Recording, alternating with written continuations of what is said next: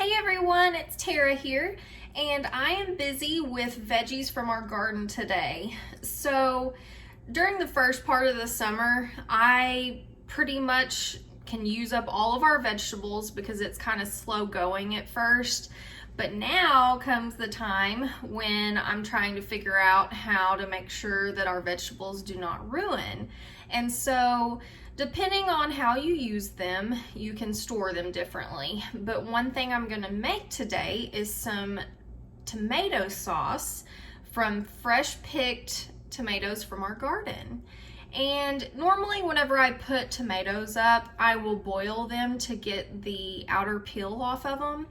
But I was doing a little bit of research and I liked the idea of cutting them in half and then putting them on a baking sheet and broiling them for a couple of minutes. I like that because whenever you boil them, you get all of that water in with your tomatoes, and whenever you strain it, you're gonna lose some of the juices from the tomato, and I just really don't like that, honestly. And so I'm gonna try it this way today.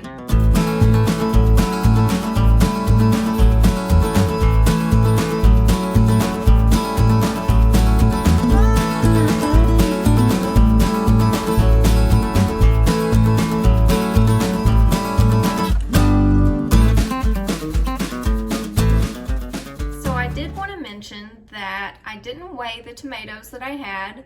I didn't shoot for a certain amount or a certain weight. I'm just using what I had on my counter.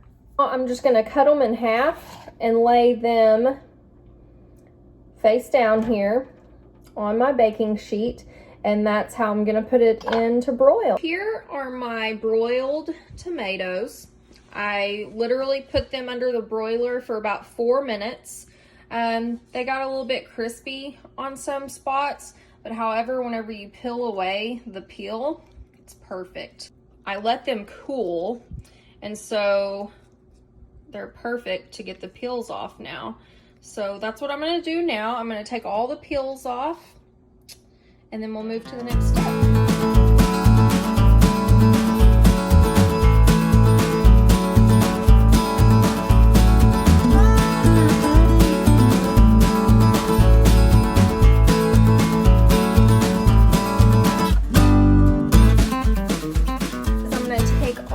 Tomatoes that I just peeled, and I'm gonna put them in my blender, and I'm also gonna put all of the juice that's on my baking sheet. I'm gonna put that in there too, just like we talked about before.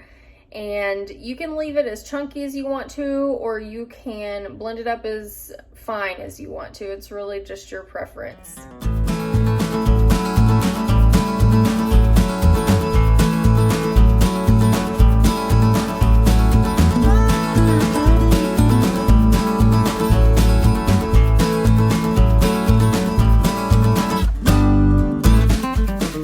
So the next thing that I'm gonna do is I'm gonna take my tomato puree and I'm gonna put it in a saucepan. And I am gonna cook it between 1 and 2 hours. And I'm gonna go ahead and season it with some garlic powder. Since I don't have any fresh garlic, I wish that I did, but I don't. I do have some fresh basil. I'm gonna put a handful of that in there. It's gonna be super flavorful.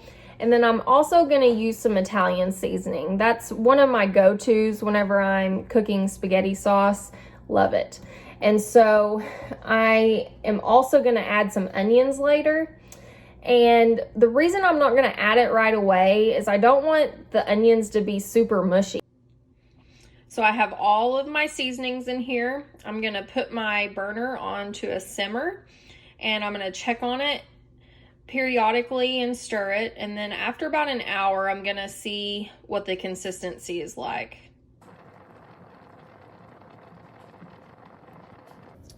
In preparation for my onions to go into the sauce, all I'm gonna do is I'm gonna saute these for 1 to 2 minutes with a little bit of olive oil. Then they will be perfect to go in just right at the end.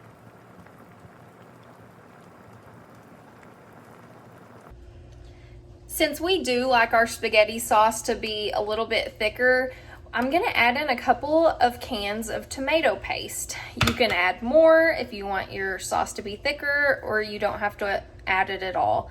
My sauce has been boiling for about 45 minutes, and so it's nice and hot, and I'm gonna stir this in real good, that way it doesn't stick to the bottom.